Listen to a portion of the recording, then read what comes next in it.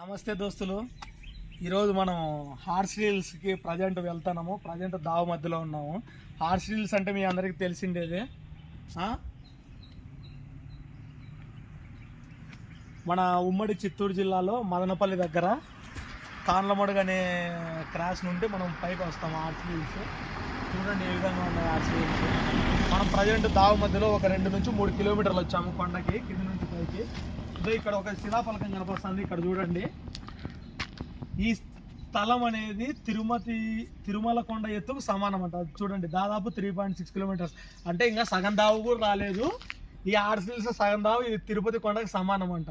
కొద్దిగా ఇది అందరూ గమనించుకోండి. ఎక్కువ హార్స్ రీల్స్కి వస్తూ ఉన్నారు. ఏమన్నా అంటే హార్స్లీ అంటే కొన్ని అంటే పోను మీకు చెప్తాను పైన విషయాలు. హార్స్లీ అనే పేరు ఎందుకు వచ్చింది, ఇది పూర్వకాలం నుండి ఈ పేరు బ్రిటిష్ వాళ్ళ కాలం నుండి ఎందుకు వచ్చిందని కూడా మీకు నెక్స్ట్ వీడియోలో కూడా చెప్తాను.